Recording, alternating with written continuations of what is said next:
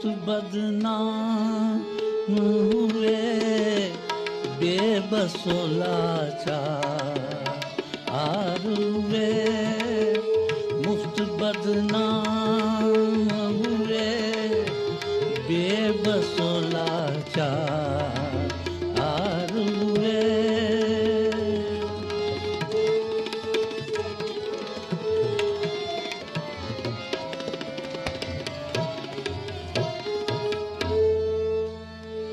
घुट के मर जाए यही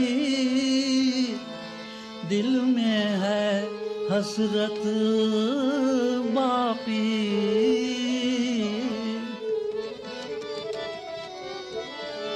घुट के मर जाए यही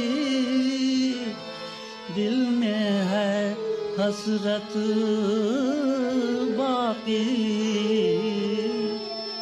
मुद्दतें गुजरी हैं बे यारो मददगार हुए मुद्दतें गुजरी हैं बे यारो मददगार हुए जिंदगी तल्ख हुई जीने से बेजार हुए हाय किस दुख की मुहाबत में गिरफ्तार हुए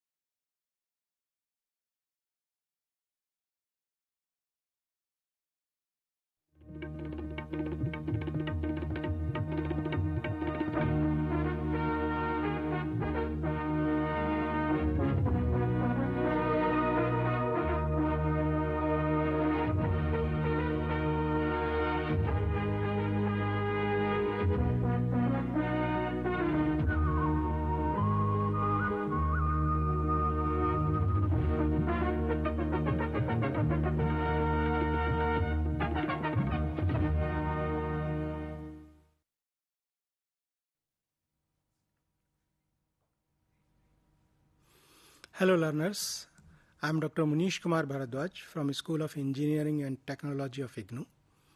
Today I will discuss with you the clean and safe drinking water. We all know the importance of water. Actually, as you know, after oxygen, it is the second most important element for existence of any form of life. We use water for many purposes, for drinking, for agriculture purpose, for industry, and so many. But unfortunately, the fact is that this commodity is not equally accessible to all. There is a lot of unequal access of water throughout the world. If we look at this graphics, then in this map you see that this region, which is shown in dark blue, basically this is a region where lot of people are without access to an improved water source. Means here large number of population is devoid of a improved water source or quality water source, you can say. And unfortunately, in this map, you see that India is also there. So here also a large population in our country is devoid of having access to quality water source basically. Though this data belongs to 2015, but still there is not much change. The situation is like that only. So this is the problem basically. Now if we see numerically, then we can say that out of 6, one person does not have clear access to safe and clean drinking water. Out of 3 persons, 1 person does not have access to proper sanitation services. What is the importance of these two facts basically is that because of these two things, lack of quality water and lack of proper sanitation services, people are prone to many diseases. And because of that, there are lot of casualties throughout the world, not only in our country, throughout the world basically. So because of this fact, these two things becomes important. Access to quality water and access to the proper sanitation services. Second thing is that though the 70% of the earth is covered by water, but you know that most of it is salty water. We cannot use it. That is the problem. 3% of the water which can be used is in the form of ice, which is lying in Greenland or Antarctic polar regions basically. Only 1% of the total water lies in lakes, ponds, rivers and underground aquifers, which can be used. So this is the situation, that how much water is there, though the 70% of this planet is covered with water, but only 1% is accessible for use basically. So this gives an importance on that there is a scarcity of water basically. And along with that scarcity of water, there is another problem is that unequal distribution of water, unequal access of the water basically. So that way this problem becomes important. How to supply water to cities, especially when we are going for 100 smart cities in the country, and by the time we will be adding more. One of the important aspect is access to clean and safe drinking water in the smart city. Then how to fulfill this promise basically? That is the big challenge. What is the consumption pattern basically? If you look at that consumption pattern of water, in developing countries, 87% of the total water consumed is used for agricultural purposes, then 8% for industrial activities, only 5% is used for household activities. If you look at the developed countries, here the case is somewhat different. Here 59% of water is used for agriculture purposes, then 30% for industrial activities, and 11% is used for household activities. So this is the water consumption pattern. Then what is the need for clean and safe water? As I told you that the safe drinking water and the proper sanitation services, these two decide whether the population is prone to any disease or not. As per the World Health Organization estimates, 80% of diseases are waterborne, and 3.1% of the total deaths that occur, 3.1% are due to the lack of access to quality water and proper sanitation. So this is the importance of this topic.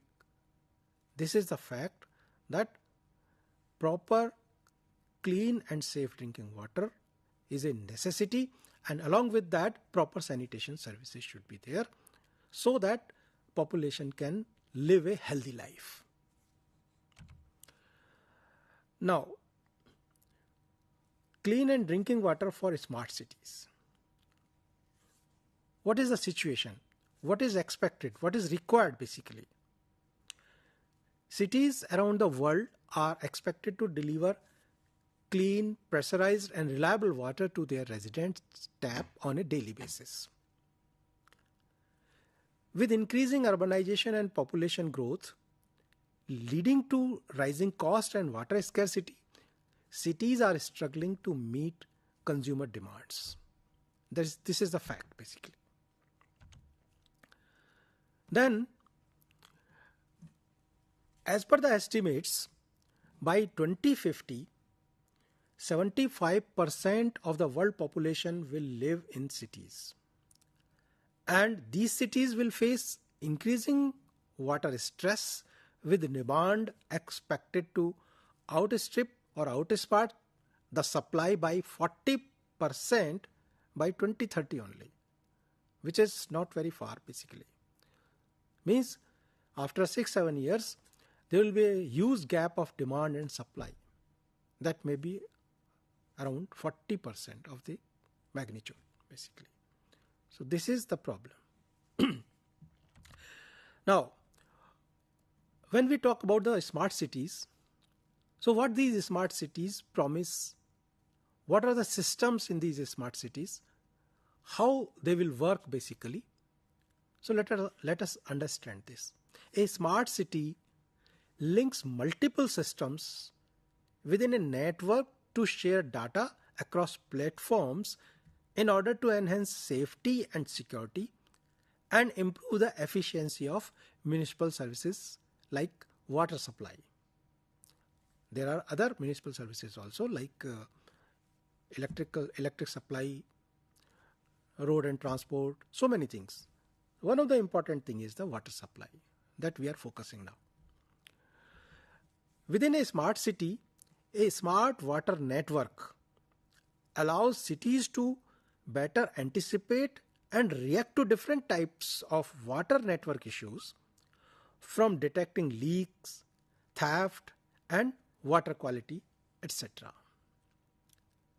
By monitoring real-time information, city operators can stay informed about what is going on in the field at all times and respond quickly and appropriately when a problem arises. So this is the purpose basically for developing of the smart water network. Now, how it works basically? Actually, a model is proposed which is 5-layer architecture model. Means it is architecture of this model is such that it is having the 5 layers. In first layer, what is there?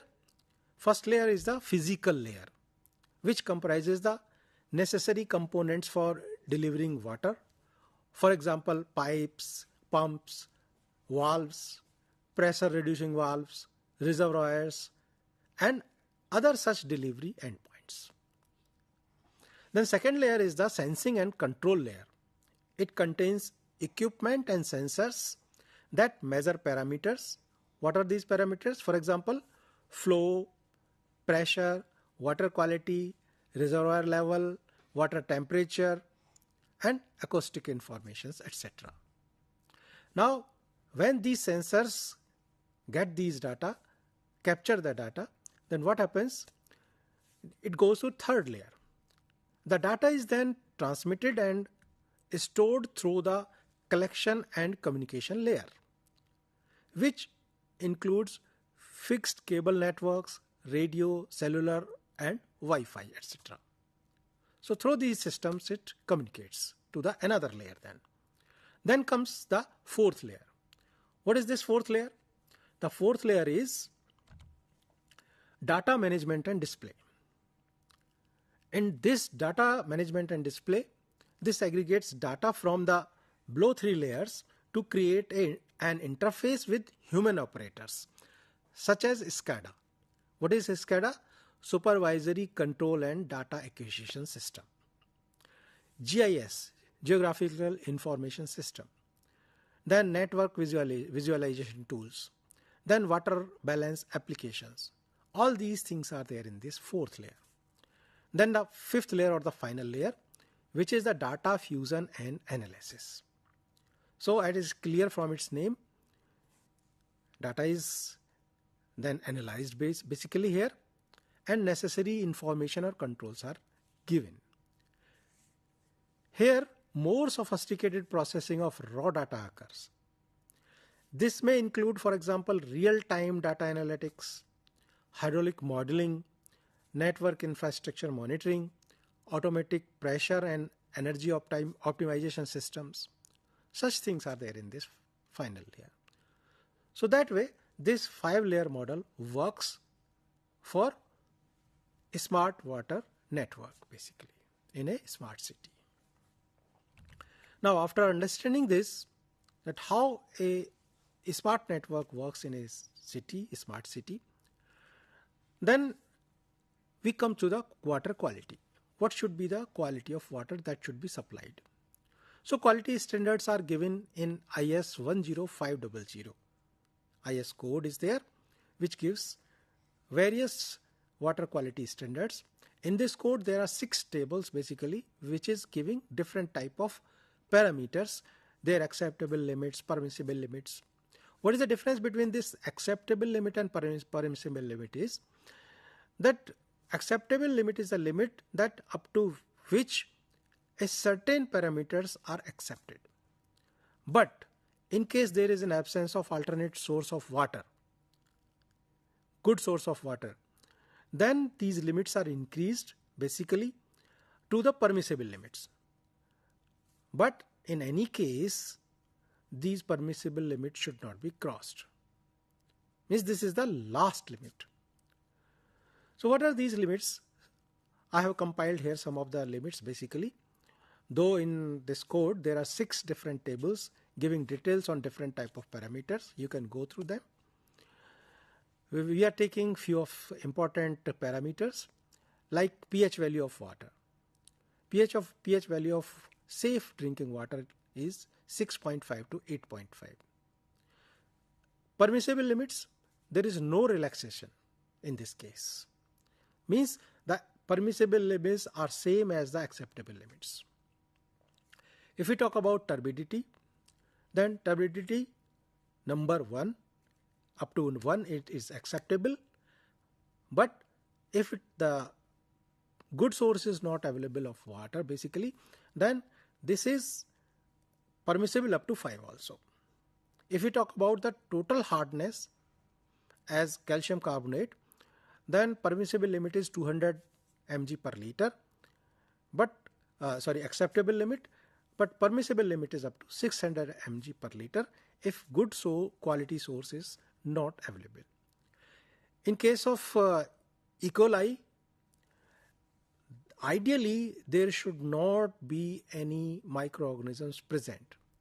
Which microorganisms? Means disease causing basically. E. coli are the disease causing microorganisms. So no trace should be there in 100 ml sample.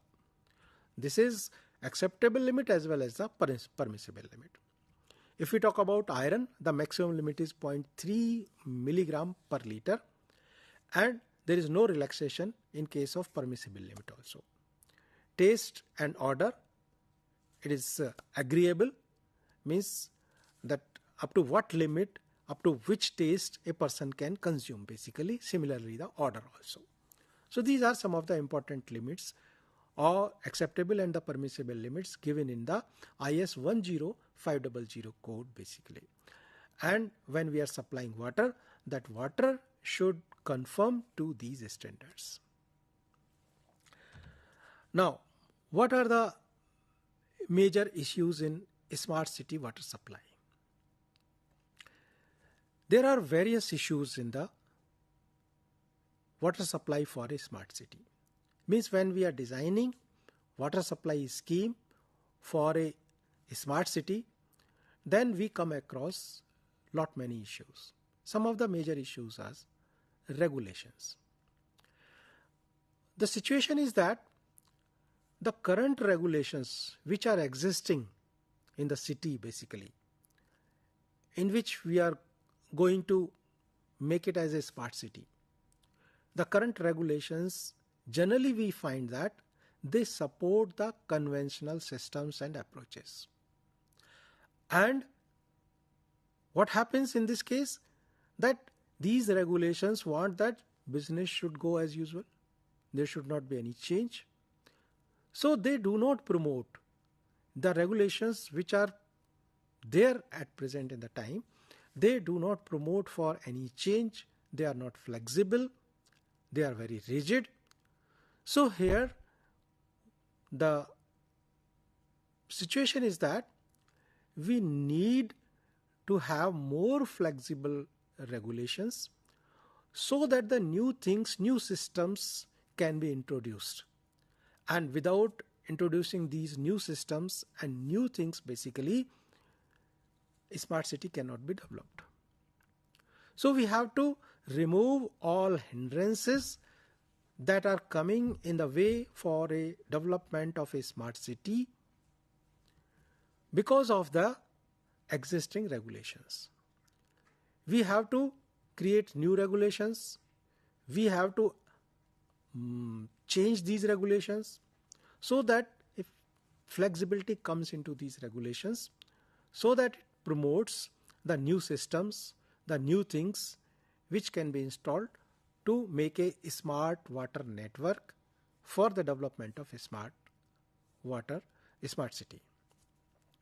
Second thing is uncertainties relating to climate change, and along with that, the lack of knowledge about effective climate adaptation strategies. Climate change is a very big issue. Nowadays, you see that at some places there is no rain. At some places, if it is raining, it is raining heavily. It is causing a lot of damage. Like just you have seen in the recent times, in Himachal Pradesh, there is a big havoc due to these rains. Landslides are there. Flooding is there.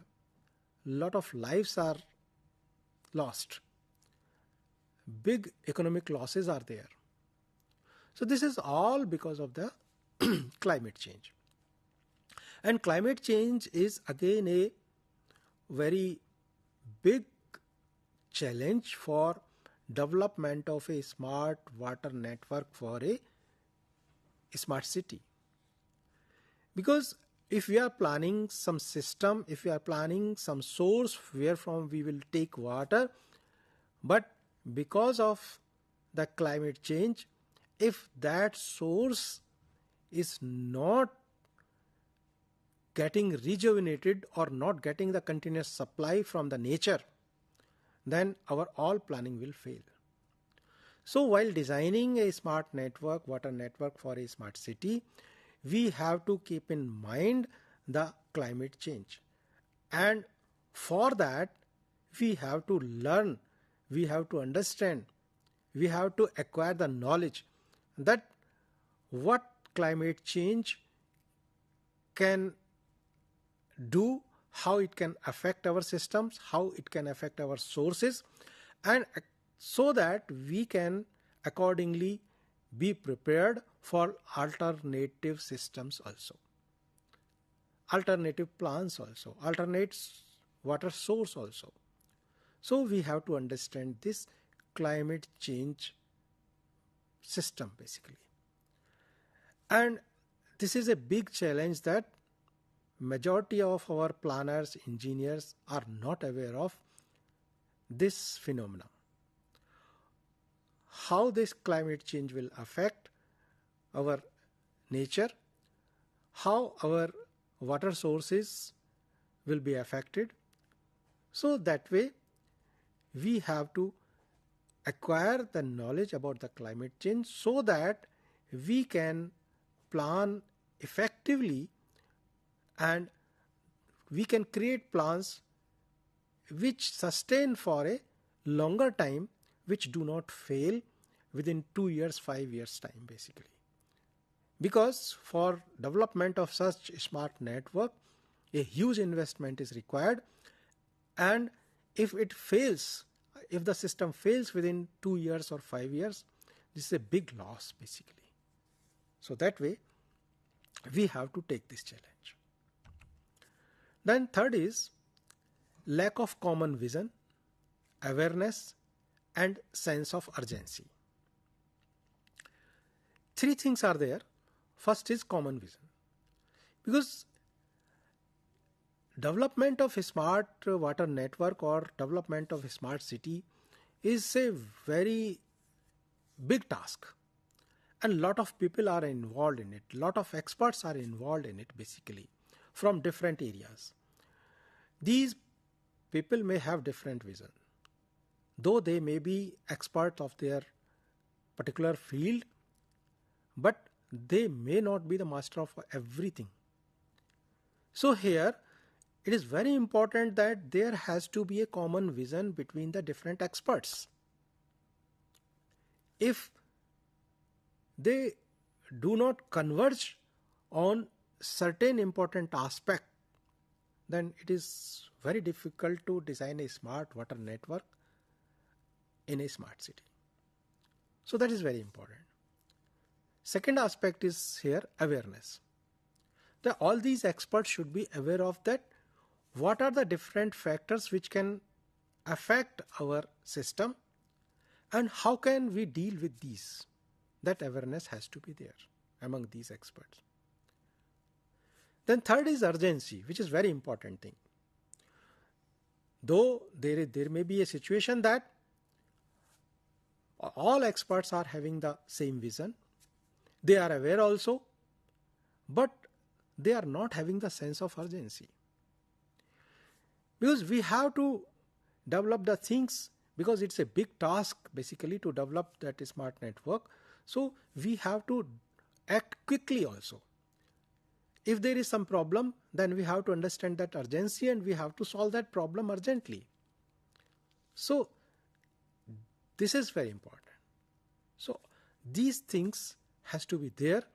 If these things are lacking in the experts, then it becomes very difficult for development of a smart water network. The next aspect is lack of clear problem owner. What is the meaning of this? You know that there are many different stakeholders, public as well as private. Means public means the government and the private means that private players in that.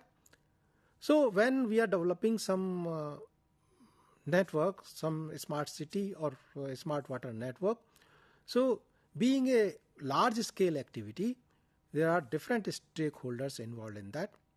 So what happens? A problem arises in such situation when there are lot many stakeholders, that who is the owner, who is the problem owner. Means if some problem comes, then who will solve that problem? So that is important.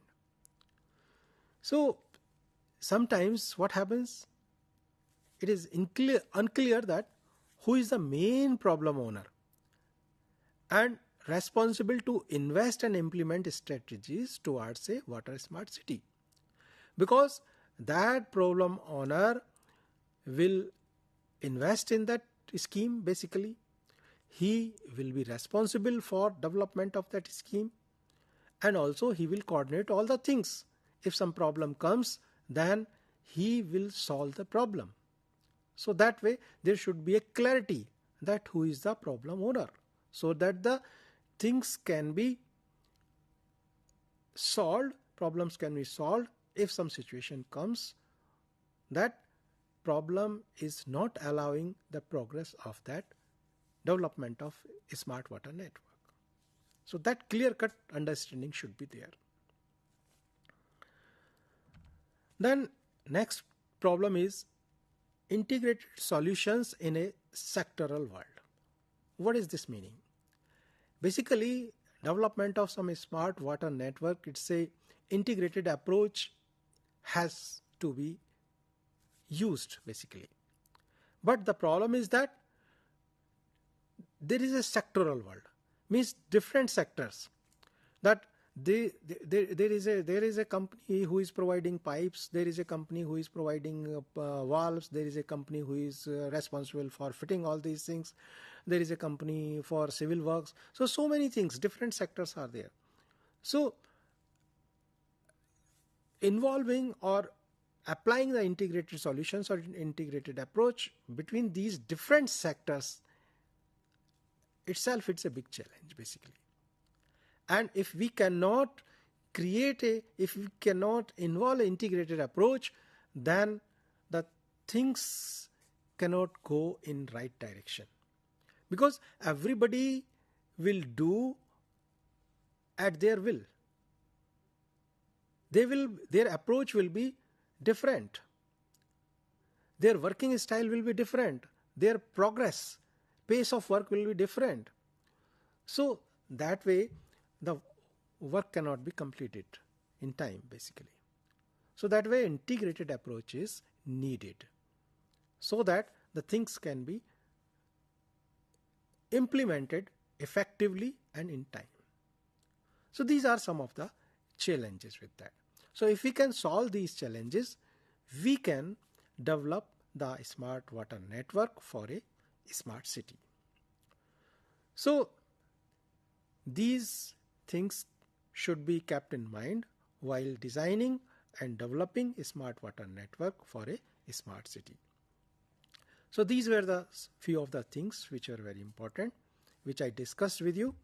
That what is the need for clean and safe water, then how the unequal access and lack of proper sanitation is affecting the world population basically, what are the quality standards for water which a clean and safe water should have, which we are supplying to the city, and what are the different challenges in the development of a smart water network.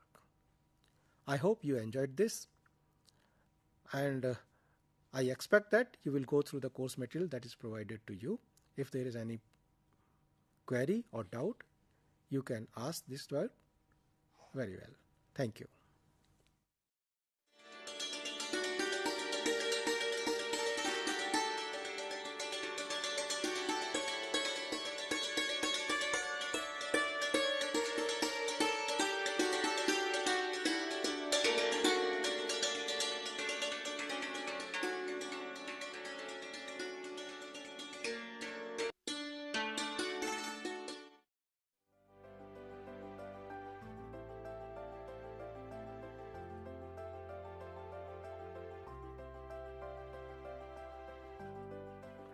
We wear clothes on a daily basis. But have we ever wondered, where do our clothes come from? Who makes our clothing? And who are the people and the process responsible for the whole manufacturing of our clothing? If you want to know more about this, Indira Gandhi National Open University from the School of Continuing Education has launched a program which is Certificate in Apparel Merchandising. There are many benefits after doing this program. You can become a designer in various fields. It can be fashion designer, apparel designer, costume designer, or even a textile designer. One can also work as a fashion consultant. Research and development is another field which one can take up after doing this certificate course. Going into academics is another perk after doing this program. Getting into fashion houses or fashion studios as an intern is also a very good option post doing the certificate in apparel merchandising. The basic eligibility of the program is 10+2. The duration of the program is 6 months to 2 years. The program is also available for both the admission cycles, which is July and January. The exams are conducted twice a year, in June and December. So what are you waiting for? Join this program and get an enriching knowledge in the field of apparel merchandising. And to do so, you can log on to the official website of the university, www.ignou.ac.in.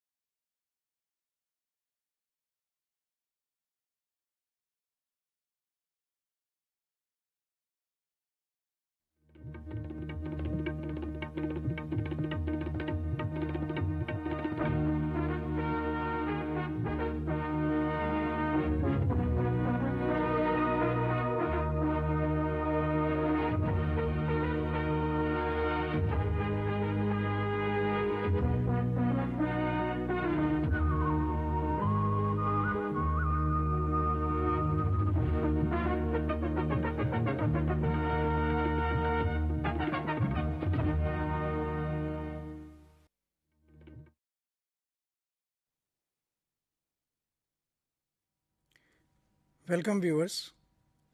Today the topic of our session is inventory, stock verification and audit. There are two terms, and we have in earlier sessions we have studied about inventory and we have also studied about inventory control. But in today's session we will touch slightly upon the inventory, the role of inventory management in supply chain. Then we will describe various methods about stock verification, and we will discuss about the energy audit and their features. Let us begin with recall the definition of inventory. In a simple word, inventory refers to the collection of goods, materials or resources that a business holds in stock for the purpose of production, sales or distribution.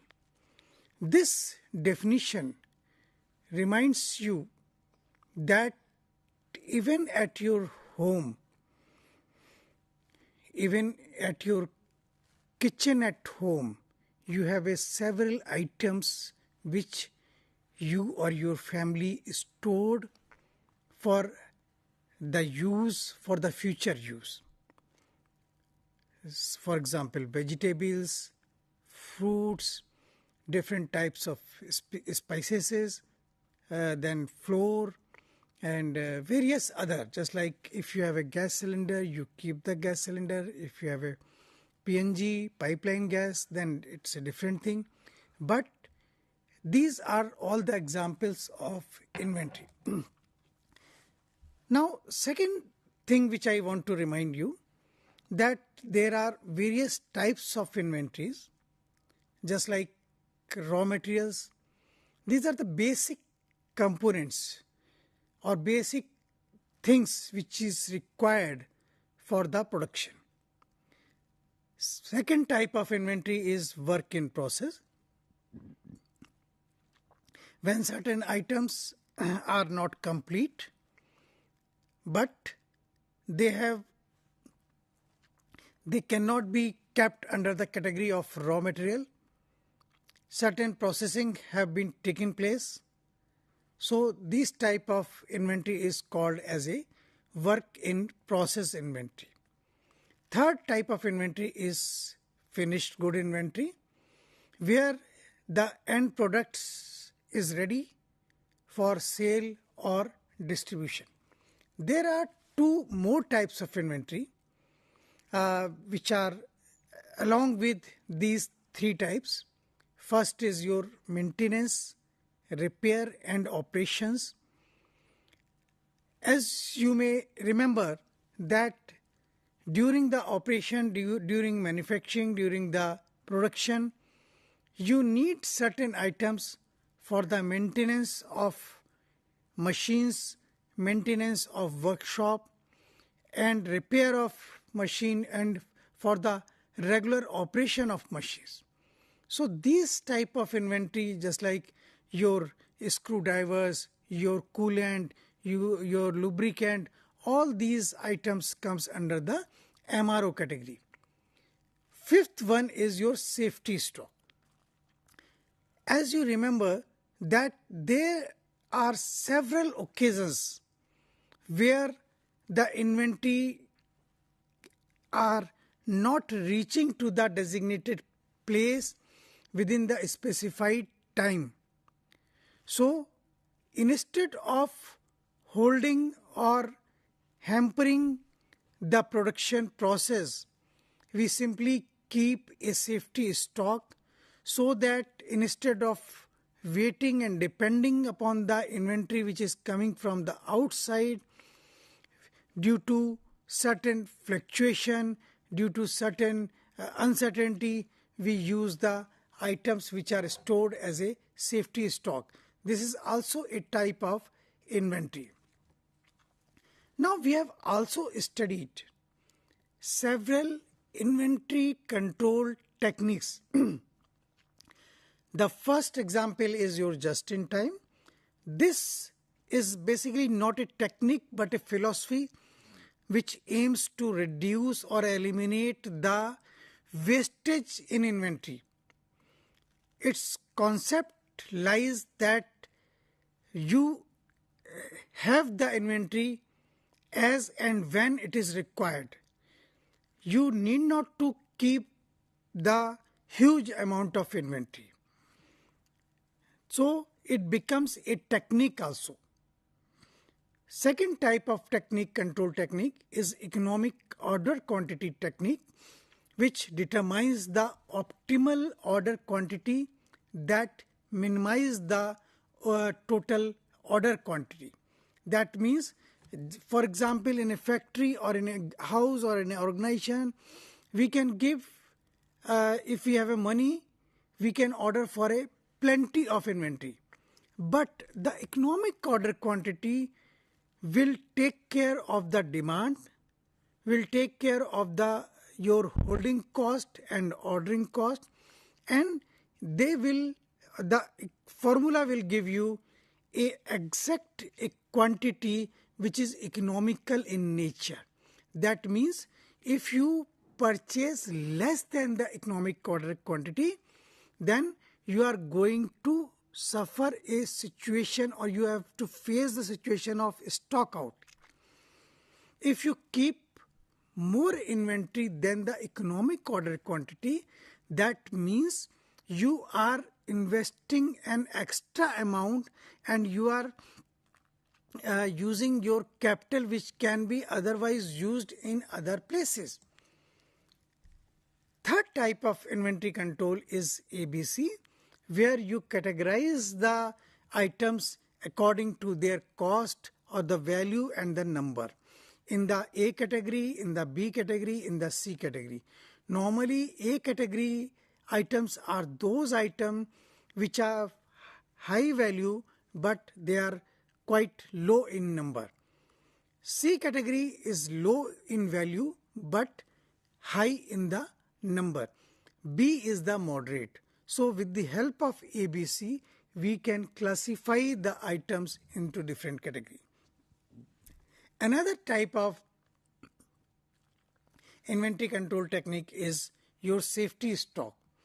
We have to decide what is the appropriate level of safety stock to keep in order to avoid the uncertainties in the demand, supply, transportation and all the things. So these are some of the techniques which we take care while inventory control.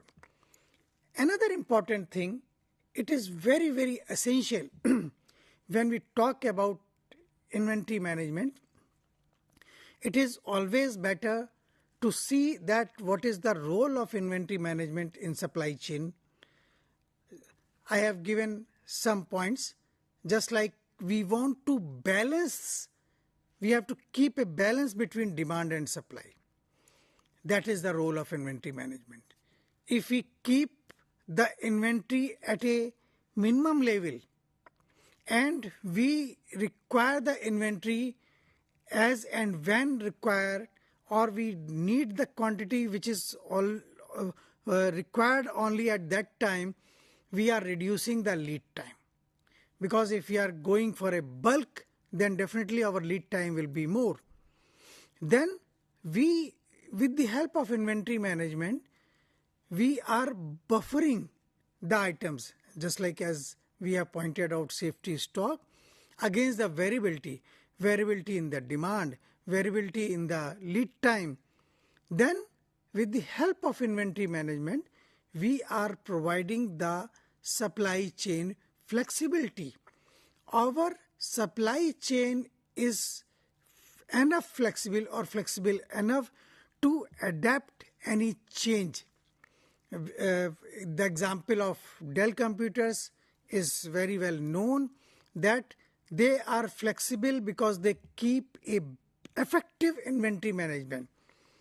Then if you have a better role of inventory management, you can have a better supplier relationship, you can have the better strategic partnership.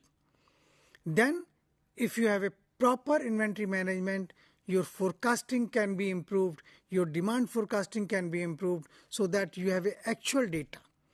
And the last point is very, very important, that is the risk mitigation. What is risk mitigation?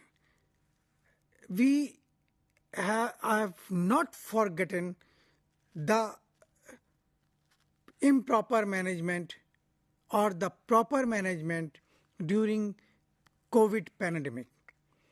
This is one of the example with the help of inventory management. Inventory management plays an important role in risk mitigation. Risk mitigation has the several roles, just like risk mitigation in case of avoiding the stock out condition. Risk mitigation in order to avoid the stocking of items at one or two places. If we recall that during the vaccine period in the COVID pandemic, the inventory of vaccine was made available at several places. That is the role of inventory management. Now we will take that what is the stock verification. Till this time, we have gone through about inventory, various inventory control techniques, types of inventory. Why I have repeated or we have said all these things to you? Because you can differentiate between stock verification and the inventory control techniques. With the help of EOQ model, with the help of ABC analysis, we are focusing on the managing the inventory at a warehouse. When the items exist or are available at the warehouse, at the organization, there is a technique, there is a process called stock verification, where with the help of computer, with the help of a RFID, a radio frequency identification tag device, we take the account of stock which is available. That means under the stock verification, we simply see what has been ordered, what has come to the warehouse, and where there is a discrepancy. So you just remind in your mind or recall your mind, there is a difference between inventory control technique and inventory stock verification. With the help of inventory management, we try to manage the quantity of the items at an appropriate level. While with the stock verification, we simply verify what is the actual quantity which has been ordered and what is the quantity which is present in the warehouse as a company inventory. So this is called the stock verification. Now a question must be coming in your mind that why we need the stock verification, what the stock verification does. So there are several types of needs have been given in the books and in your self-learning material. But always remember, we want to ensure the accuracy of inventory record. That means we want to identify if there is any discrepancy, if it exists in the ordered inventory and the stocked inventory. The second point also discuss about the same thing, that there may be a discrepancy between the recorded and the actual inventory, and that will lead to various other complications, just like financial inaccuracies, operational inefficiencies, and even the potential fraud. There are several examples where the items have been ordered in a large quantity, and during stock verification it has been found that the items are not available as per the records. So this is the basic purpose of stock verification. Now we will see what are the stock verification process. I will explain you one by one, just like first is your planning and preparation. Whenever the management or the higher officers decide to go for stock verification process, one has to plan and one has to make a preparation for that.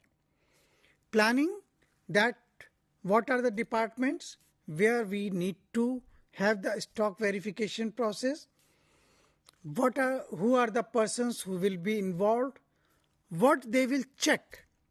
All these things comes as a planning and preparation. Second process is your notification. Remember, do not carry any stock verification process without information or without notification.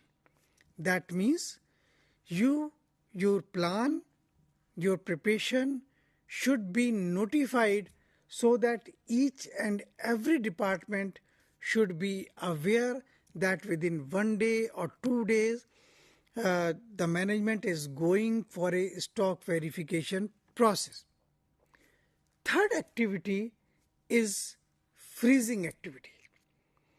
During your stock verification process, no activity should be carried out.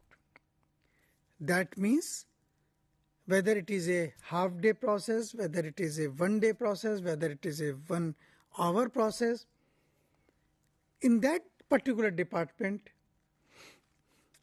there should not be any activity. So what does it mean?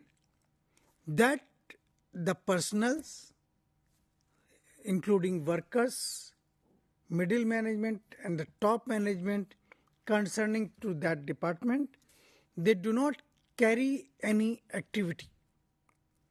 The fourth one is your physical count. As a stock verification team, you need not to go and see and then come back, or you believe what they say. You have to take a physical verification where you have to make a physical count. For example, if you see the chair, count it. 1, 2, 3, 4. Suppose 6 chairs are there, you write in your record that 6 chairs are there. There is a possibility that the number of chairs orders are more, but you have to write by physical counting. Another process is your recording counts. As I told you, that whatever you count, record it. There may be, for example, there is a classroom, there will be number of chairs, number of desk, number of teacher table, duster, your several other items just like dustbin. You have to take count of everything and you have to record it that this much quantity was found available. Now another point is that you have to make a comparison and then analysis. Comparison between what is ordered and what is available. If there is a discrepancies, you have to analyze it. Then in certain cases you have to make the adjustment, because in some cases certain items have been issued by that particular department to somewhere, so you have to make the adjustment, you have to make the correction.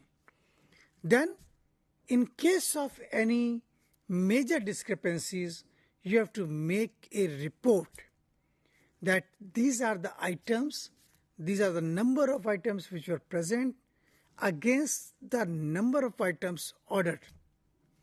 Then your follow-up action.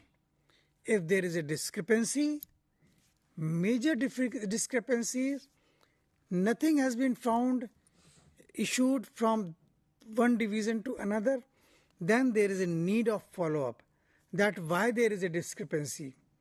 Then the last and the final is resuming the activities, because in our earlier slide we have said freeze all the activities. So this is the last process, that after completing the stock verification, don't forget to restart all the activities. So what we get from the stock verification? Stock verification always have a pressure on the worker or the supervisor, that with the help of stock verification, the management is going to check the discrepancies. It helps in maintaining the accuracy. It also enhances the operational efficiencies, support financial accuracy, provide the insight for the improvement, and it also allows effective inventory management processes. Friends, there are two types of stock verification process which are normally employed in the organization. One is continuous verification, second one is your periodic verification. In the continuous verification, what we do, there is a regular chain of stock verification. While in case of periodic verification, we do it once in a 6 month or once in a month. So it is a periodic. So these are the two types of verification process. Now I will share with you a very important document, that is stock taking sheet. This sheet is comes in a printed format, and it provides to the verifier which are going for stock verification for making the stock verification. This is a sheet. I have given a snapshot of that sheet. The actual which is available in the factory or the organization may differ, but the points which I have taken, the quantity taken, quantity checked, then the prices, then your other items, then who checked, who estimated, all the signatures, and along with the date. If you just see the third column, there is a mention of the date. So you, as a stock verification personnel, you need to sign and you have to put a date. Now another sheet which comes as the stock valuation sheet. When you have a stock taking sheets after stock verification, what you do, you combine all the stock taking sheet and you make a stock valuation sheet, which is nothing but the combination or the mixture or adding all the stock taking sheets. So these are the two. The purpose of this to give you a glance that what type of stock verification sheets are available in the organization. Now another item or another process is a inventory audit. You have done the inventory control, you have done the stock verification. Now you need a thorough examination that what is available and what is mentioned in the stock register. That is called the inventory audit. So in a simple definition, it is a thorough examination and verification of the company's physical inventory with the stock register or the record. Now what is the purpose of inventory audit? We try to identify the discrepancy and we ensure that all the financial statements operational efficiencies are accurate and they are complying with your control system. So basically, why we need it? They are also needed periodically or continuously. So what are the steps? I am just going. The steps are similar: preparation, freezing activity, physical count, recording, comparison and analysis, then this investigation of discrepancies, adjustment and corrections, reporting, then follow up actions, and then completion and starting the activities. Now, these are the two major examples of application. One is your manufacturing firms or retail business, and inventory audit even in the e-commerce companies. So in today's lecture session, we have discussed about the inventory, types of inventory, various types of inventory control. We have also tried to explain you that what is the difference between stock verification, inventory audit and the inventory control. These are the three important processes in controlling the inventory or for effective managing the inventory. I trust that my session will be useful to you in your studying the program PG Certificate in Inventory Planning and Warehousing System. Thank you.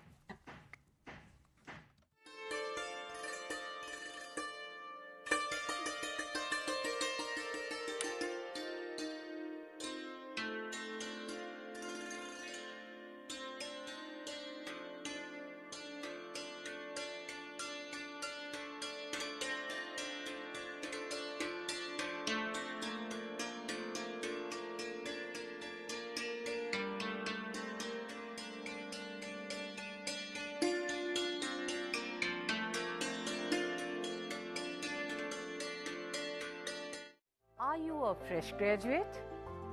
Do you want to fulfill your educational aspiration by pursuing higher education in various interdisciplinary and multidisciplinary areas like environmental science, environment and occupational health, philosophy, sustainability science, folklore and culture studies? If yes, the School of Interdisciplinary and Transdisciplinary Studies offers various programs like Master's Program, Graduate Program, Postgraduate Diploma, Certificate and Appreciation Program. The school offers 5 Master's Program: Master of Science, Environmental Science. The eligibility criteria for MSc Environmental Science is Graduate in Science, BTech, BE, Agriculture Graduate, Forestry Graduate and Veterinary Graduate. School also offers Masters in Environment and Occupational Health, Masters in Sustainability Science, Masters in Philosophy and Masters in Folklore and Culture Studies. The eligibility criteria for these 4 Masters program is graduate in any discipline. The school also offers various socially relevant and need-based PG Diploma program like PG Diploma in Sustainability Science, PG Diploma in Environment and Occupational Health, PG Diploma in Folklore and Culture Studies and PG Diploma in Migration and Diaspora Studies. The school also offers PG Certificate in Climate Change and Avshist Prabandhan mein Praman Patra. The school also offers 2 doctoral programs: PhD in Environmental Science and PhD in Interdisciplinary and Transdisciplinary Studies. The school offers various innovative technologies and multimedia for providing a very excellent student support system. The study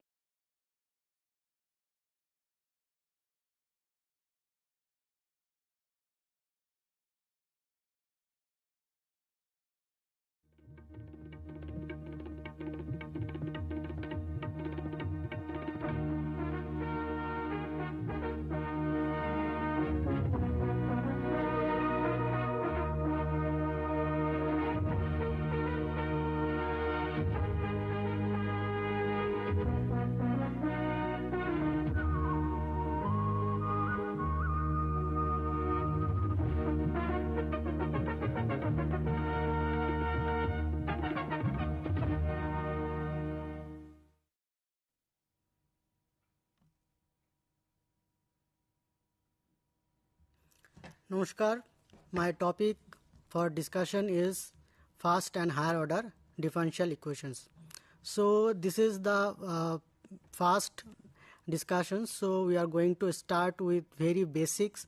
What is ordinary differential equations? How we can divide it different categories, and what does it mean by a solution of a differential equation?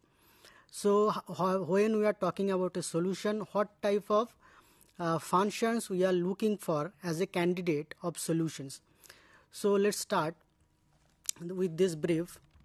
So first is, what is differential equations? So we already know, familiar with the concept of equations. So what we have in an equations, and equations is where you have an unknown, that is we call variable, and this unknown variable have some relations with some other known quantities, and we equate with 0, like x plus 2 equal to 1. This is equations. Now if we replace this variable with an equations, with an derivatives, then we call it differential equations. Derivative means what? Derivative means derivative of one or more dependent variable with respect to independent variables. So when an equation involves derivative of one or more dependent variable with respect to one or more independent variables, we call it as an differential equations. Here this independent variable has a given of domain. That means we have that what is the inputs is our independent variable. So we have idea about it. But y is unknown. That means we are calling, suppose we are taking derivative dy dx. Here y is unknown. So this y is our dependent variable of x. Now if this y is a dependent variable on more than one independent variables like x1 and x2, then we will take partial derivatives. Now, so this is the definition or concept of differential equation, an equation involving derivatives of one or more dependent variables with respect to one or more independent variables. Okay, so these are the examples where we can see in the first examples dy dx plus xy equal to 0, where y is our dependent variable and x is our independent variable. So this y is our unknown. So we have to find this y equal to f of x. That's why it is an equation. When you are talking about equation, that means there is some unknowns. So like these examples 1 to 4 all are examples of differential equations. Example 1 and 2 are ordinary differential equations, since there are only ordinary derivatives. Now example 3 or 4 are called partial differential equations, because there are partial derivatives that are involved in these equations. Now look at the identities, like d of sin x dx equal to cos x.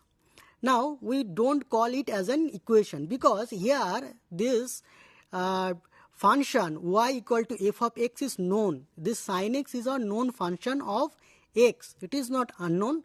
So we don't call it as an equation, we call it as an identity. Okay. So similarly for partial derivative of e to the power 2x plus y by partial del x equal to 2 e to the power 2x. So this is again an identity. Just left hand side is also known, right hand side is also known. So there is no unknown. So this is not an equation. So let's go to next. What is ordinary differential equations? So if in a differential equation only ordinary derivatives are there, that means when we take ordinary derivatives, if there is single independent variables, that means a function y is dependent on only one independent variable. That is important. So if there is only single independent variable, we call is as an ordinary differential equation. Obviously when single independent variables is there, so obviously you will take ordinary derivatives, and ordinary derivatives will be involved in your equation. So we'll call it an ordinary differential equation, and here are the examples. dy dx, also already we have seen this example. So the first example is dy dx plus xy equal to 0, and second example is this. So these two examples are ordinary differential equations. Next, partial differential equations. So the derivative, the definition is same, just instead of ordinary derivatives in your equation you have partial derivatives. So when a differential equation involves partial derivatives, now when the partial derivatives come into our pictures, if the function is dependent on more than one independent variables, so there should be more than one independent variables, then obviously if you want to take derivatives you have to use the concept of partial derivatives. So since the partial derivatives are involved in our equation, so we call it as partial differential equations, and in example 3 or 4 already you have seen. So here we can see only partial derivatives are there, no ordinary derivatives. Now the question may comes, okay, if ordinary derivative and partial derivative both present in the equation, oh, that type of concept cannot happen, because then there will be more than one independent variables, more than one dependent variables. So suppose here your independent variables is x and y and dependent variables is u. So you have to take partial derivatives. So when you are taking partial derivatives, you cannot take ordinary derivatives with respect to x or y. So both cannot come in a single equations. Obviously, if you take two different independent variables, two different dependent variables like u1 and u2, where u1 is dependent on two independent or more independent variables, but u2 is dependent on only one variables, in that case both can happen. So now this type of complicated cases we are avoiding initially. So for now you have only ordinary differential equations and partial differential equations. Next, we are dividing ordinary differential equations in two categories, depending on some characteristics or nature of the equations. Now, what is the characteristics or nature? If you can write the equation in this given form, where a0x is not identically 0. So, if we are able to write an ordinary differential equation in this form, we call it as a linear differential equation. Now, when you are able to, so there are some important observation from this simple definitions we can identify. What is the observation? You will see why it is called linear. You will see that there is the dependent variable and its derivatives have only first degree only. If the dependent variables or its derivatives has more than one degree, then it will not be a linear. Okay, so you can see there is some the dependent variable and its derivatives should have only degree 1. It may be 0, but at most 1. Okay, and no product of y and its derivatives are present. No transcendental functions. Obviously the transcendental functions are already, so no transcendental functions of y or its derivatives occur. So you can see, so that's why it is called linear differential equation. When you are saying linear, we are not considering its coefficient, linear or non-linear. Here a0x, a1x, a_nx, they may be linear, non-linear. We are not bothered about that. These are our known functions. A0 only condition is a0 is not identically 0. But when we are talking about linear or non-linearness in context of derivatives, we are talking about the nature of derivatives involved in the equations. So are there any higher order derivatives? Matlab derivative with degree more than 1, or their product is present in this. So this non-linearness, is there any non-linearness in respect to the derivatives? So this type of equation we called linear differential equations. If an ordinary differential equation is not a linear differential equation, we call it obviously non-linear. So these are the examples of non-linear differential equation. In the first equation you can see there is y square is present. So obviously it cannot be linear differential equation. Also you can see that this is not in the form of our standard linear differential equation. In the second equation you can see the derivative of d2y dx is 2. मतलब second order derivative has degree 2. So obviously it cannot be linear. In the third equation you can see y and dy dx, the product of y and dy dx is present there. So again it is a nonlinear differential equation. So in the fourth equation also you will see dy dx and d2y dx2, this product is there. So that's why it is nonlinear. Next, here we have listed some applications of differential equations. So why we need differential equation? Differential equations are very basic fundamental tools of mathematics which has huge application in different branches of science and engineering. Some important problems are listed here. Problem of motion of a projectile or rocket or satellite or planet, determining the motions.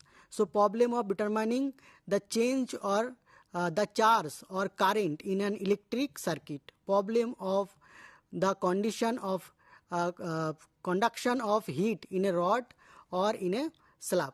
So problem of determining variations of a wire or a membranes.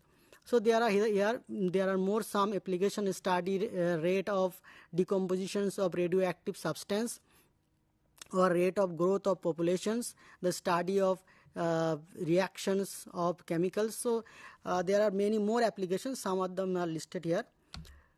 Now when we say solution of, now we are going towards the solution of a differential equations. So till now we have understood what is differential equation. Let's understand. Now we want to solve it. So we have to find out the unknown dependent variables. That is, for this example, y is our unknown dependent variables and x is our independent variables. Okay, so y is unknown. We have to find out y. So when we are trying to find out y, obviously we are trying to find out some specific functions. Some information is there. What type of function we are looking for? So nature of the solution. What is the nature of the solution we are looking for a ordinary differential equation? Obviously, first of all is the solution have to satisfy the equation. Now, if it have to satisfy the equation, then it have to be differentiables. It have to be differentiables. That means the first and all the higher order derivatives should exist. So before differential you have to continuous. So you see, when just looking at the equation, you can predict some characteristics of the solution. Not all. There is some specific techniques to solve it that we are going to learn later. But something you can predict about the equation. Just looking at the equation, something you can predict about the solution. There are some properties which we can list. Next, the solutions of an ordinary differential equations have been divided into two parts, that is explicit solution and implicit solution, just based on its representation, how we are able to represent the solution. That means how we are able to write the solution. If you are able to write the solution in the form of x, suppose here so since we are talking about ordinary differential equation, so there is only one independent variables and y is your dependent variables. You can take more than one dependent variables, there is no restriction there, but for simplicity we are talking about only one dependent variables. So if you are able to write y equal to f of x, that means if you are able to write the dependent variable in terms of independent variable completely, then we'll say this solution is explicit solutions. So let fx be a real function defined for all x in a real interval I and having nth derivative. Obviously these properties of the function fx have to have to be a solution, because if you have to satisfy the equation, you have to have these properties of the functions, obviously. So now since see the example, y equal to 2 sin x plus 3 cos x is an explicit solution of the ordinary differential equation d2y dx2 plus y equal to 0. Now you can simply just put take the double derivative. You can just take the derivative twice and put the equations. You can verify that it's a solution. Okay, so now look at the solution. If you look at the solution, you will see y is completely written in the form of x. That means you can separate x and y, you can write y in terms of x. So this type of, when you are able to write y in terms of x, this type of situation we call it explicit form and explicit solution. So what is called implicit solution? Now in some cases you are not able to write y in terms of x. It is not nice to present also, or if you write it, the equation or the problem will get more complicated. It is nicer if you write it in this implicit form for some solutions. What is this form? If a relation, that means we are not, so y, g of x comma y equal to 0. So this is our solution. So we are writing the solution in this form. We are not writing y equal to f of x. We are writing g of x comma y equal to 0, where x is our independent variable and y is our dependent variable. If you solve this equation, you can find out y in terms of x. But it is not completely given. That means it is not nicer to present. Now what is this nicer? Let's see. So a relation g of xy equal to 0 is called implicit solution. Obviously for y there may have more than one solution if you solve this equation.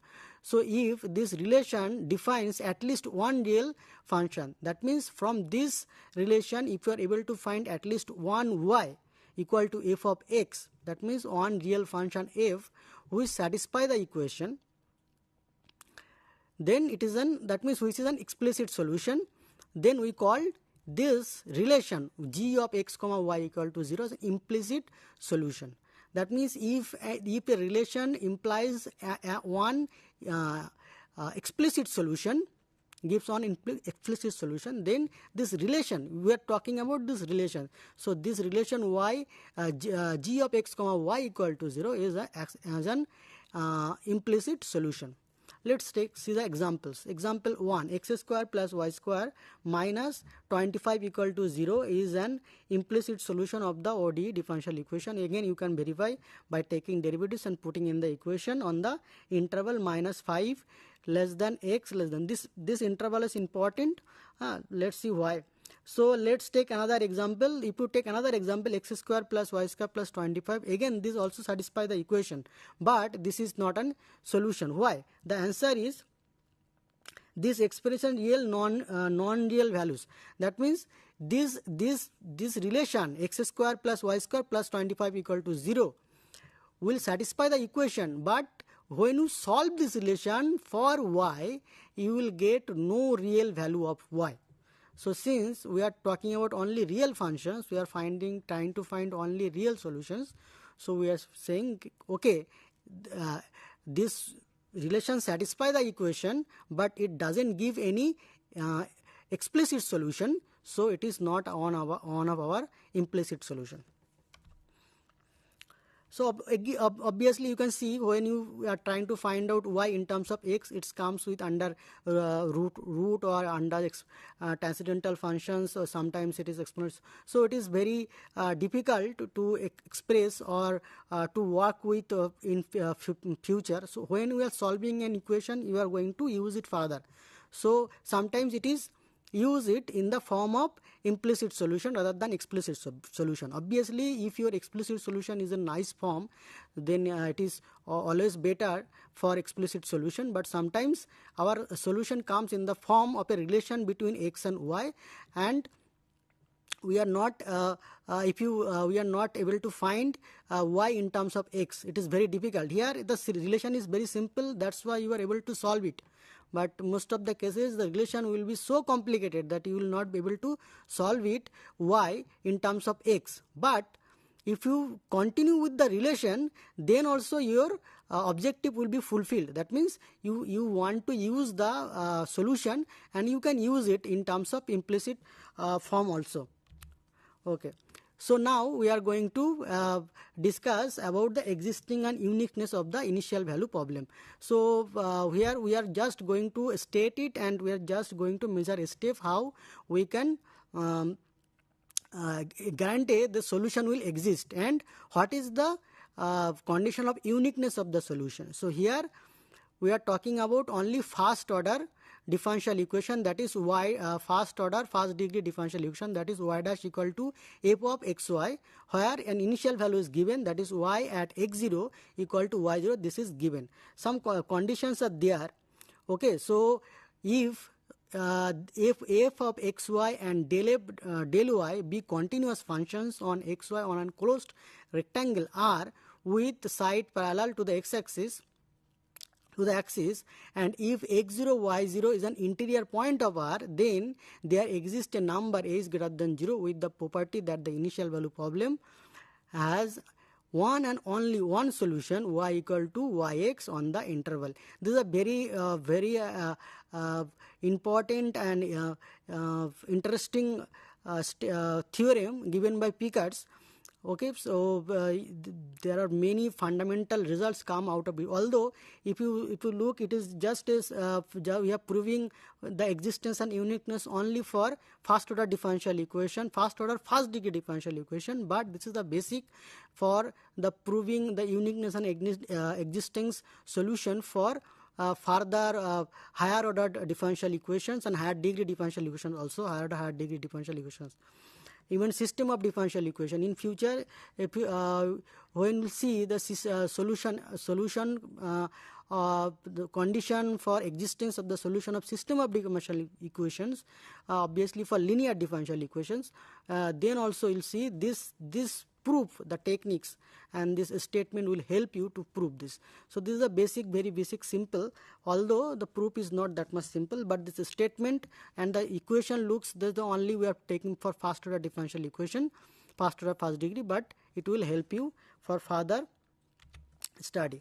Okay, so this is our region R, and y equal to yx, this is our solution. We are predicting, we don't know this solution, this is unknown, but this solution have to go through this point, because as our initial condition at the point x0, it have to take the value y0, and we have considered a is, as per our statement, we have considered a is as an interval of x0. So we have taken an interval, closed interval of x0 by x0 minus a is and x0 plus is, and this solution, if it exists, we are going to prove that it will exist. If it exists, it have to go through this point. This is the geometrical significance, or this is the picture of the domain.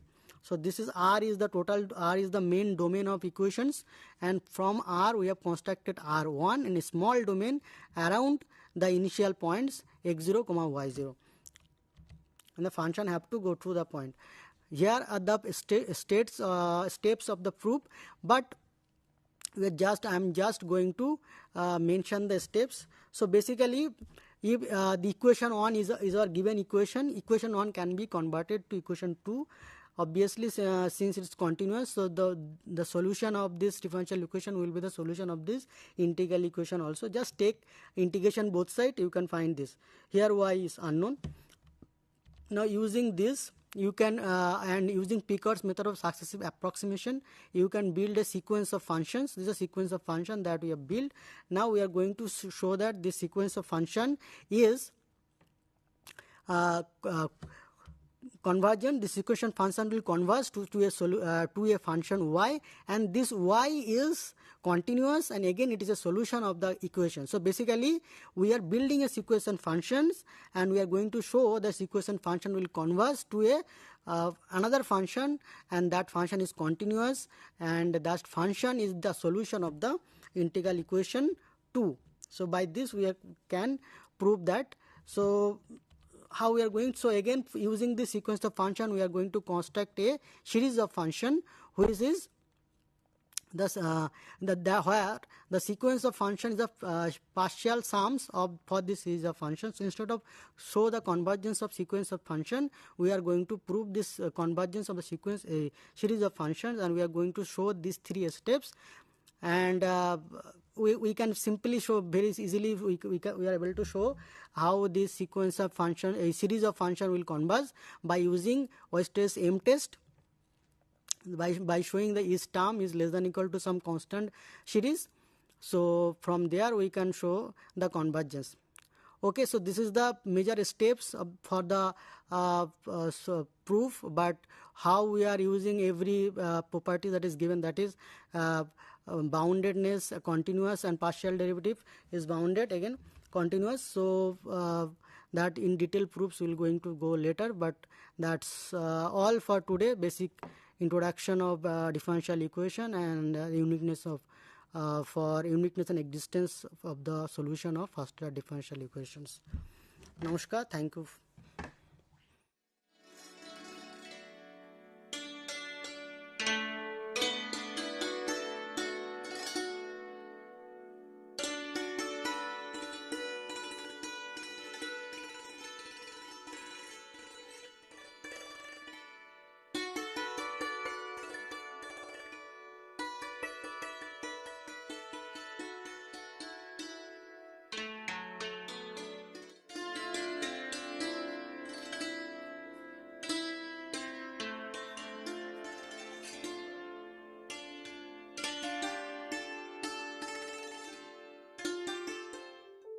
Do you wish to be part of a television studio like this, or any other media system, or already part of any media system, want to enhance a new set of skills? Welcome to School of Journalism and New Media Studies. Here in the School of Journalism and New Media Studies, we are offering program for all set of people to learn and enhance the media skills.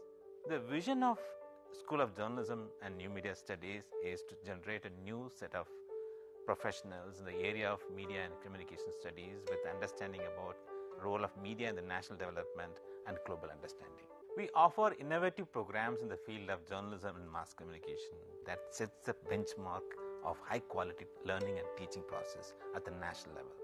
We offer these programs across the country with the help of our regional network as well as study center. Same manner, many of our programs are offered through online mode with a sophisticated learning management system. SOGNMS offers programs from PhD in journalism and mass communication till certificate level. We have masters in journalism and mass communication. The eligibility is a bachelor's degree, and we are introducing this program in 3 languages: Hindi, Tamil and English. Students from national and international students can join either through online mode as well as in the distance mode. We have 4 postgraduate diploma programs, specialized areas in the field of development communication, digital media, electronic media, and journalism and mass communication program. And all these 4 programs are available in distance mode. 2 programs are available in online mode, development communication and digital media. And we have specialized certificate program in community radio. Ignou employs various media and communication tools for better teaching and learning process. School of Journalism and New Media Studies utilizes this media system for delivering all our programs. Come and join with us for exploring a new career and enhance your media skills.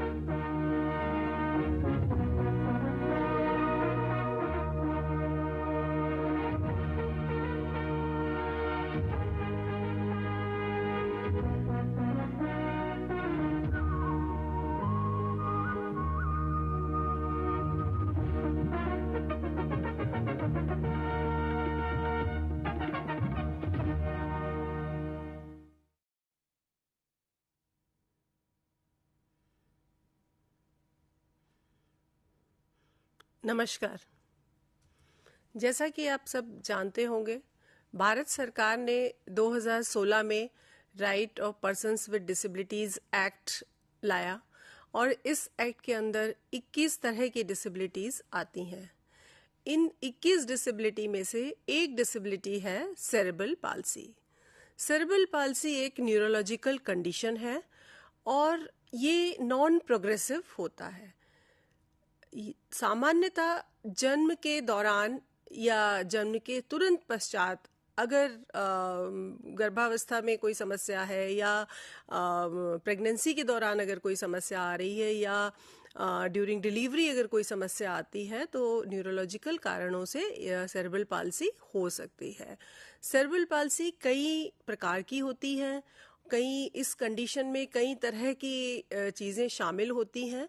तो आज हम बात करेंगे कि cerebral palsy है क्या, किस तरह से सेरेब्रल पाल्सी हो सकती है और जिन बच्चों में सेरेब्रल पाल्सी होती है उनके क्या लक्षण होते हैं और किस तरह से हम इसका इंटरवेंशन कर सकते हैं। तो आइए जानते हैं सेरेब्रल पाल्सी क्या है। जैसा कि इसके नाम से ही हम पढ़ कर देख सकते हैं, सेरेब्रल पाल्सी जो है दो शब्दों से मिलकर बना है, सेरेब्रल और पाल्सी। सेरेब्रल का मतलब है ब्रेन से संबंधित और पाल्सी का मतलब है पैरालिसिस या इनेबिलिटी टू मूव। तो बेसिकली ब्रेन में डैमेज की वजह से सेरेब्रल पाल्सी हो जाती है और ये एक मसल्स के कंट्रोल का डिसऑर्डर है जिसकी वजह से कोऑर्डिनेशन में, मूवमेंट में, पोजीशनिंग ऑफ बॉडी में समस्याएं आती हैं और ब्रेन का जो पार्ट जो बॉडी के मूवमेंट को कंट्रोल करता है उस पार्ट में डैमेज हो जाता है जिसकी वजह से सेरेब्रल पाल्सी हो जाती है। और सेरेब्रल पाल्सी होने की वजह से माइंड से जो सिग्नल मिलते हैं वो हमारी बॉडी उसको ओबे नहीं कर पाती है, जिसकी वजह से जिस भी बच्चे में सेरेब्रल पाल्सी होती है उसमें कई तरह की कठिनाइयों का सामना करना पड़ता है। अब जानते हैं सेरेब्रल पाल्सी की परिभाषा क्या है। Right of persons with disabilities act 2016 में आया और उसके हिसाब से cerebral palsy is a group of non-progressive neurological condition affecting body movements and muscle coordination caused by damage to one or more specific areas of brain, usually occurring before, during or shortly after birth. तो बहुत ही सामान्य भाषा में हम इसको समझ सकते हैं कि प्रसव के दौरान या प्रसव के जस्ट पहले या प्रसव के बाद किसी कारण से अगर ब्रेन के पार्ट में क्षति हो जाती है तो उससे सेरेब्रल पाल्सी हो सकता है।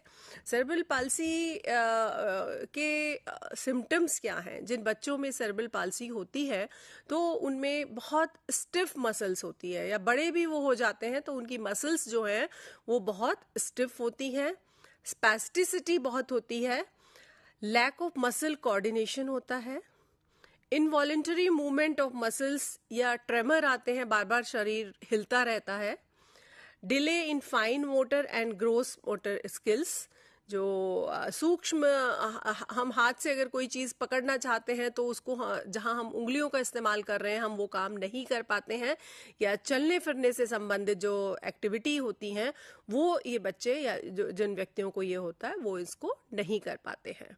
इसके साथ साथ वॉकिंग में समस्या होती है और वो सीधे नहीं चल पाते हैं, उनका जो गेट होता है, जो चलन जो है वो उनका सीधा ना होकर टेढ़ा मेढ़ा हो जाता है। बॉडी का जो पोस्चर है वो गलत होता है, बिल्कुल सही जैसे सीधे होकर बैठ सकते हैं वो बैठने में उनको समस्या आती है। ब्रीदिंग में समस्या हो सकती है और बहुत ज़्यादा लार टपक सकती है क्योंकि इनका कंट्रोल मसल्स पर नहीं होता है। Difficulty in gross motor skills, walking, running, इसमें बहुत समस्या हो सकती है, नहीं चलने में भी दिक्कत हो सकती है कुछ बच्चों को, कुछ में थोड़ा चल सकते हैं।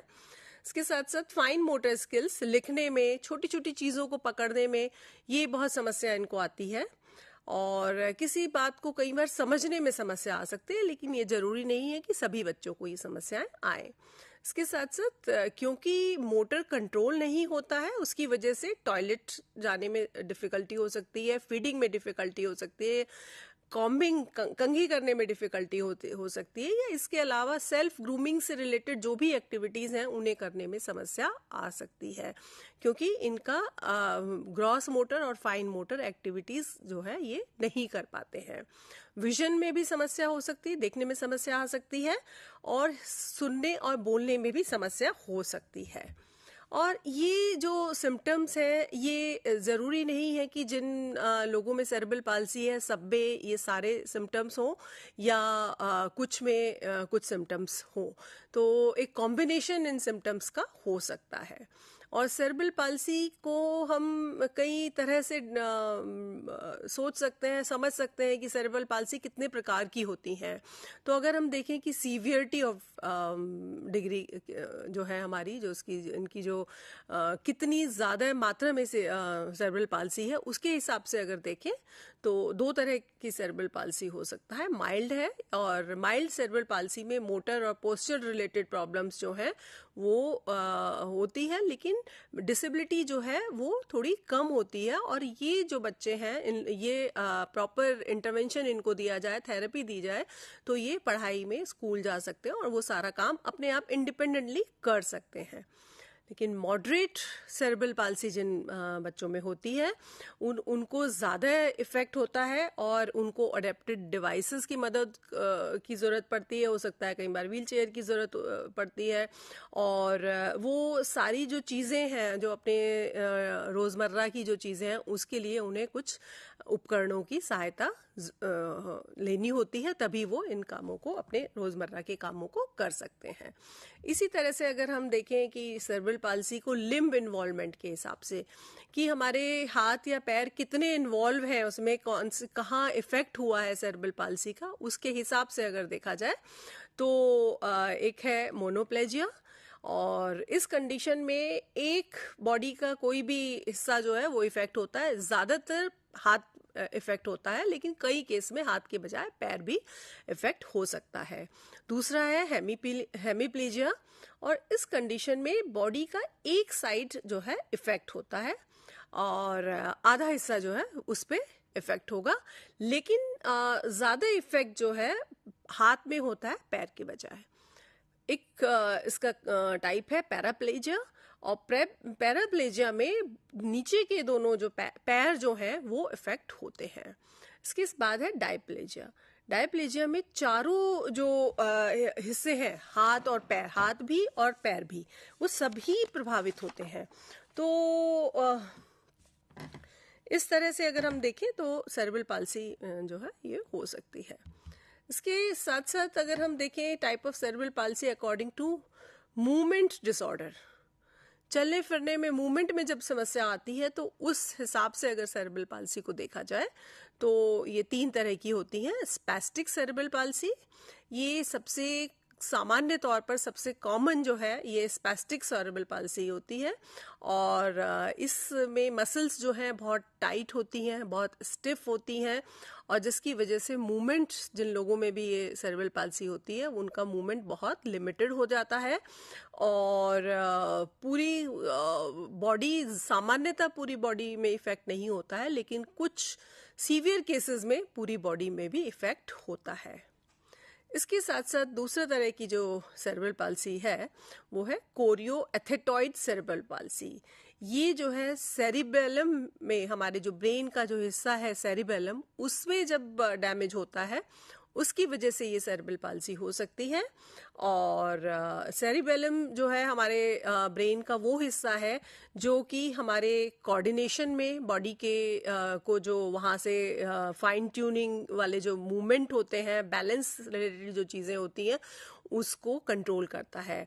तो क्योंकि वहाँ डैमेज होता है तो इसकी वजह से कंट्रोलिंग और कोऑर्डिनेशन में समस्या आती है। बॉडी को जो मैसेज हमारे ब्रेन से मिल रहा है उस मैसेज को के ऊपर बॉडी काम नहीं करती है, तो इस वजह से इनवॉलेंटरी मूवमेंट और वो समस्याएं इन लोगों में आती हैं। इसके साथ जो तीसरा तरह की स्पैस्टिसिटी या सेरेब्रल पाल्सी जो है वो है mixed type cerebral palsy, movement disorder के हिसाब से। तो मिक्स टाइप में वेरियस एरियाज ऑफ ब्रेन जो है वो इफेक्ट होते हैं, और जिसकी वजह से मसल टोन और वॉलेंटरी मूवमेंट दोनों ही अफेक्ट होते हैं, और इसमें समस्याएं जो है बच्चे की धीरे धीरे जैसे जैसे बच्चा बड़ा होने लगता है तो इनवॉलेंटरी मूवमेंट जो है वो धीरे धीरे और बढ़ने लगते हैं। तो हो सकता है कि ट्रेमर्स भी बहुत आ रहे हो, चलने में भी समस्या आ रही हो, हैंड और बॉडी के कोऑर्डिनेशन में समस्या आ रही हो। तो इसमें दोनों ही तरह की समस्याएं बॉडी में होती है और जिसकी वजह से इन्हें अपने रोज़मर्रा के कार्यों को करने में भी समस्या होती है।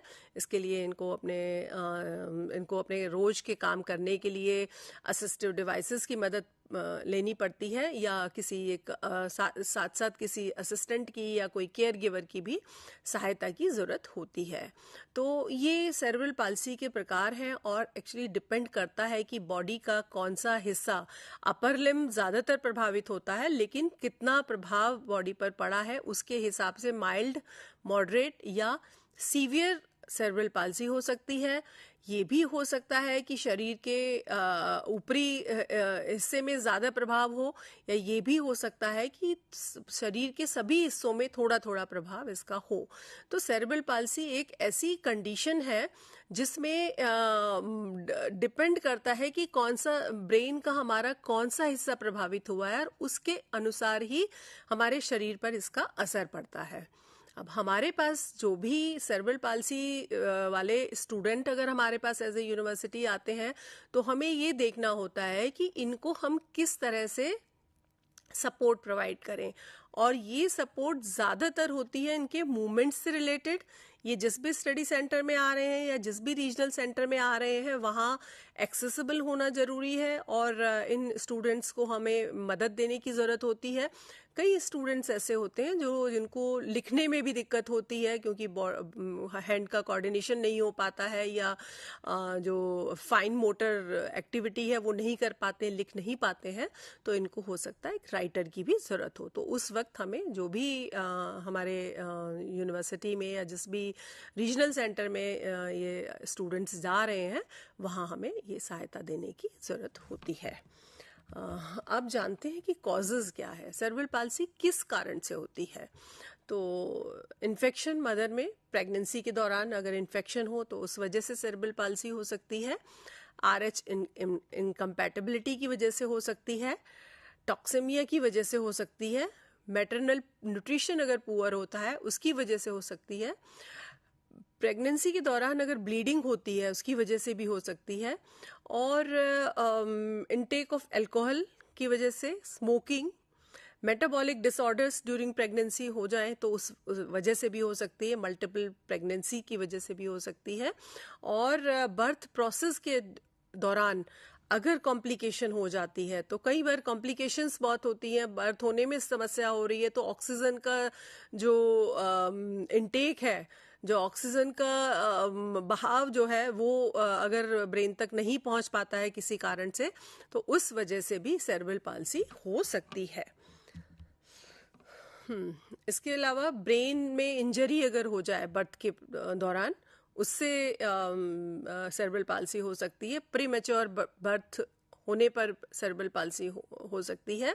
लो बर्थ वेट होगा तभी भी इसका होने का चांसेस है। ब्रेन और स्पाइन में अगर कोई इन्फेक्शन हो जाए इसकी वजह से भी सेरेब्रल पाल्सी हो सकती है। ब्रेन ट्यूमर्स की वजह से भी हो सकती है, एंड हेड इंजरी अगर हो जाती है, एक्सीडेंट हो जाए जिसकी वजह से हेड इंजरी हो जाए तो उसकी वजह से भी सेरेब्रल पाल्सी हो सकती है। तो ये तो रहे कारण कि कारण क्या है सेरेब्रल पाल्सी के, और सेरेब्रल पाल्सी के जो कारणों को अगर हमने देखा कि इन कारणों से हो सकती है तो इसीलिए कहा जाता है कि गर्भावस्था के दौरान माता को अच्छा न्यूट्रिशन देने की ज़रूरत होती है। इसके साथ साथ ये ज़रूरत होती है कि उनको टीके समय पर लगवाए जाएं, कोई इंजरी ना हो, उनका स्वास्थ्य अच्छा रहे। और इसके अलावा हम उनका जब बेबी बर्थ होता है तो उस दौरान भी ये कहा जाता है कि सेफ डिलीवरी के लिए उनको ले जाया जाए ताकि इस स्थिति से बचा जा सके। और अब हम जानते हैं कि हम किस तरह से सेरेब्रल पाल्सी का इवैल्यूएशन कैसे कर सकते हैं, इसका असेसमेंट किस आधार पे किया जाता है। क्योंकि जिन बच्चों को सेरेब्रल पाल्सी होती है उनका जब हम एक असेसमेंट किया जाता है सरकार के द्वारा, और उस असेसमेंट के आधार पर ही ये बताया जाता है कि उनको कितनी परसेंट सेरेब्रल पाल्सी है, और उस परसेंटेज के आधार पर ही ये भारत सरकार से मिलने वाली सुविधाओं का फ़ायदा उठा सकते हैं। तो एक ग्राउंड रूल है कि भारत सरकार की अगर किसी भी सुविधा का फ़ायदा उठाना है जो सेरेब्रल पाल्सी या डिसेबिलिटी वाले बच्चे हैं, तो उसके लिए 40% से ज़्यादा डिसेबिलिटी होगी, तभी वो एलिजिबल होंगे किसी भी प्रकार की रियायत, कंसेशन या कोई भी स्कीम का लाभ उठाने के लिए। आप जानते हैं कि हम किस तरह से इनका असेसमेंट कर सकते हैं। तो सेरेब्रल पाल्सी का असेसमेंट करने के 2 तरीके हैं। एक है the gross motor function classification system, जिसको हम ब्रीफ में GMFCS कहते हैं, और ये सेरेब्रल पाल्सी अफेक्टेड इंडिविजुअल्स का असेस करने में इस्तेमाल किया जाता है।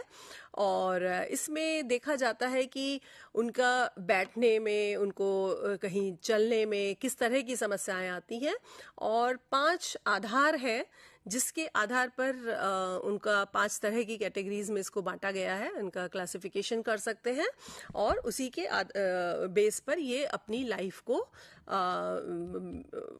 आगे चला सकते हैं। तो पहला है लेवल 1। लेवल 1 में लेस देन 40% डिसेबिलिटी आती है, और लेवल 1 जिनमें है सेरेब्रल पाल्सी, वो वॉक कर सकते हैं, अंदर बाहर भी वॉक कर सकते हैं, सीढ़ियाँ चढ़ सकते हैं, और बिना हैंड रेल पकड़े भी सीढ़ियाँ ये चढ़ सकते हैं, और दौड़ना, जंप करना ये एक्टिविटी कर सकते हैं।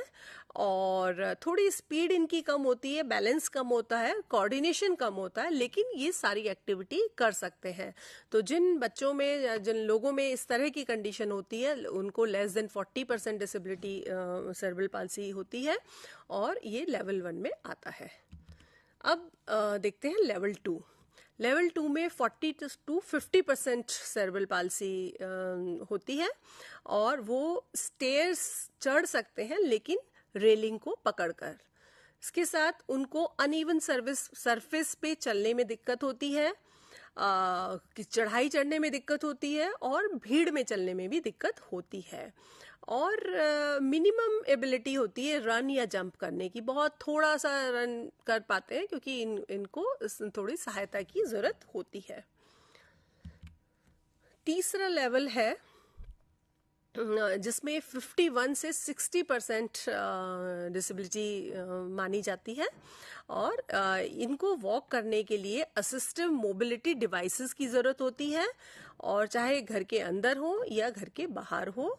और असिस्टिव मोबिलिटी डिवाइस में एक व्हीलचेयर हो सकती है, वॉकर की सहायता की ज़रूरत पड़ सकती है इनको, और क्रचेस के माध्यम से चल सकते हैं, और रेलिंग का इस्तेमाल करके ये सीढ़ियाँ चढ़ सकते हैं, और मैनुअल व्हीलचेयर को चला सकते हैं, लेकिन ज़्यादा लंबे दूरी पर जाने के लिए या अनइवन सतहों पर जाने के लिए इनको असिस्टेंस की ज़रूरत होती है।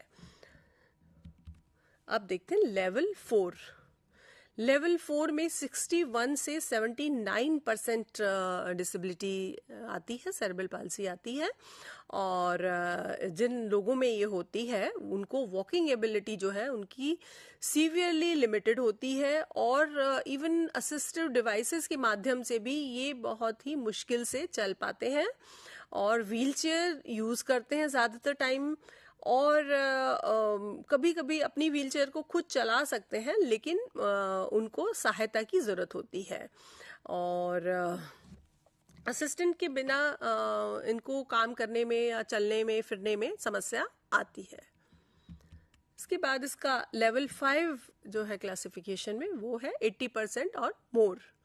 इनको फिजिकल इम्पेयरमेंट की वजह से इनवॉलेंटरी कंट्रोल ऑफ मूवमेंट होता है। ये जो मूवमेंट है उसको ये अपने आप से चाहकर भी इसको रोक नहीं पाते हैं।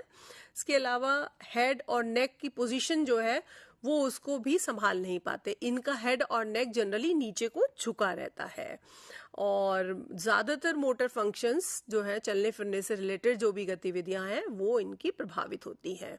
अपने आप बैठ भी नहीं सकते हैं, ये खड़े भी नहीं हो सकते हैं, और इवन अडेप्टिव इक्विपमेंट के माध्यम से भी, उनकी मदद से भी इनको बैठने में या खड़े होने में समस्या होती है और इंडिपेंडेंटली चल भी नहीं सकते। लेकिन इनको जो है अगर मोबिलिटी वाली कोई इस तरह की व्हील चेयर्स हैं जो कि बैटरी ऑपरेटेड हैं, उनको ये अपने आप चला सकते हैं, लेकिन बहुत लंबे डिस्टेंस तक नहीं चला सकते। अब देखते हैं मैनुअल एबिलिटी क्लासिफिकेशन सिस्टम क्या है।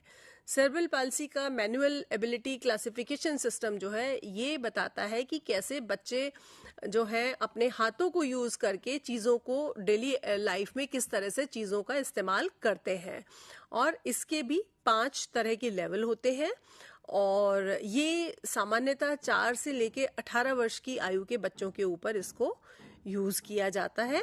और ये फंक्शनल लिमिटेशंस जो हैं बच्चों में जो पाई जाती हैं उसका डायग्नोसिस इसके माध्यम से किया जा सकता है। तो आइए जानते हैं कि ये इसके लेवल क्या है। लेवल 1 जिनमें होगा बच्चों में, वो ऑब्जेक्ट्स को आराम से और सक्सेसफुली हैंडल कर सकते हैं, उठा सकते हैं, यूज कर सकते हैं, और इसमें इम्पेयरमेंट जो है, डिसेबिलिटी जो है वो 20% मानी जाती है। लेवल 2 जिनमें होगा वो ज़्यादातर ऑब्जेक्ट्स को उठा सकते हैं, हैंडल कर सकते हैं, लेकिन क्वालिटी जो है और उनकी जो स्पीड है उस काम को करने की वो थोड़ी कम होती है, और इनमें जो परसेंटेज ऑफ डिसेबिलिटी है वो 30% होती है। लेवल 3 की अगर बात करें तो ऑब्जेक्ट्स को मुश्किल से ये उठा पाते हैं, हैंडल कर पाते हैं, और एक्टिविटी को करने के लिए या कुछ भी काम करने के लिए इनको सहायता की ज़रूरत होती है, और इनमें जो डिसेबिलिटी है वो 40% होती है। लेवल 4 की अगर हम बात करें तो लिमिटेड चीज़ों को ही ये कर पाते हैं और अडेप्टेड सिचुएशंस में कर पाते हैं, इनको अदरवाइज इनको हमेशा सहायता की ज़रूरत होती है, और ये 55% डिसेबिलिटी इनके अंदर होती है। लेवल 5 की बात करें तो वो ऑब्जेक्ट्स को अपने आप से हैंडल नहीं कर पाते हैं, और उनकी एबिलिटी जो है किसी सिंपल काम को करने की भी जो एबिलिटी है वो बहुत बुरी तरह से प्रभावित होती है, बहुत ही गहन रूप से प्रभावित होती है, और ये 70% डिसेबिलिटी इनके अंदर होती है। तो 70% डिसेबिलिटी होती है तो ये बहुत सीवियर डिसेबिलिटी के अंदर आता है। अब हम बात करते हैं कि जब इस तरह की समस्याएं बच्चों के अंदर आती हैं, सेरेब्रल पाल्सी का हमने देखा कि किस तरह से हम क्लासिफिकेशन कर सकते हैं। 2 क्लासिफिकेशंस की हमने बात की। हमने ये बात की कि सेरेब्रल पाल्सी को किस तरह से हम क्लासिफाई कर सकते हैं, क्या सिम्टम्स हैं, क्या कारण है। अब हमें देखना है कि ये जो बच्चे हैं, जिन बच्चों को सेरेब्रल पाल्सी होती है, अगर वो स्कूल में जाते हैं या कॉलेज में आते हैं, क्योंकि हम यहाँ हायर एजुकेशन के कॉन्टेक्स्ट में बात कर रहे हैं, तो वहाँ हमारे लिए ये बहुत ज़रूरी हो जाता है कि इनको हम एप्रोप्रिएट सपोर्ट प्रोवाइड करें। और वो एप्रोप्रिएट सपोर्ट क्या है? एप्रोप्रिएट सपोर्ट से मतलब हमारा ये है कि जितनी मदद की उनको ज़रूरत है उतनी मदद उनको दी जाए।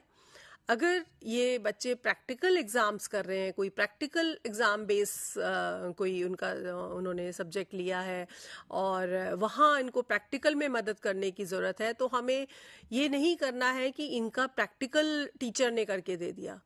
इनके प्रैक्टिकल को करने के लिए इन्हें सहायता की ज़रूरत है, तो वो सहायता दी जाए। इनको मोबिलिटी में अगर कोई दिक्कत है तो इनको ऐसे स्थान पर बैठाया जाए जहां ये अपनी व्हीलचेयर के साथ बैठ सकते हैं, और व्हीलचेयर के साथ साथ इनको जब कहीं मूवमेंट करने में दिक्कत हो रही है, इनके रास्ते में, ये किसी ऐसी जगह पे इनको ना बैठाया जाए कि आने जाने में इनको दिक्कत हो रही है, व्हीलचेयर आसानी से जा सकती है, फिसलन ना हो।